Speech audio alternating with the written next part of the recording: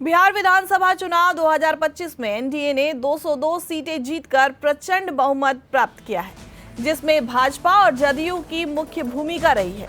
नीतीश कुमार 10वीं बार मुख्यमंत्री बनेंगे। महागठबंधन को केवल 35 सीटें मिली हैं। 9 सीटों पर जीत का अंतर 1000 वोटों से भी कम रहा। विपक्ष ने मतगणना पर सवाल उठाए, लेकिन चुनाव आयोग ने सारे आरोपों को खारिज कर दिया।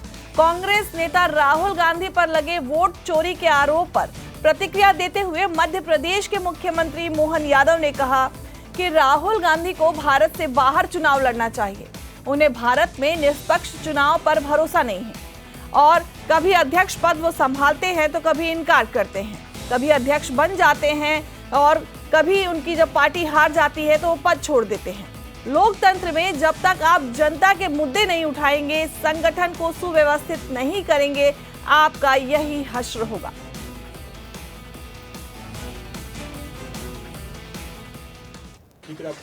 मुझे तो लगता है कि भारत के बाहर जाके चुनाव लड़ना चाहिए राहुल गांधी को।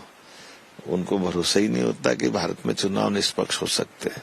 वो क्या खुद की उनकी पार्टी के अंदर के भी घटनाक्रम ऐसे हैं कि कभी वो अध्यक्ष के लिए मना करते हैं, जब अध्यक्ष बन जाते हैं तब भी पार्टी हारती, तो फिर अध्यक्ष छोड़ के भाग जाते हैं, फिर पार्टी हार रही। तो अब कांग्रेस के अंदर की बात मैं क्या कहूं, लेकिन मैं मान के चलता हूं कि लोकतंत्र में जब तक आप जनता से जुड़े मुद्दे नहीं उठाओगे, अपने संगठन की रचना को सुव्यवस्थित नहीं करोगे, इशू को ढंग से सामने नहीं रखोगे, तो आपकी हालत यही होगी। चलते चुनाव में अगर आप मैदान छोड़ दोगे और आप उम्मीद करोगे आप जीत जाओगे, कैसे हो सकता है।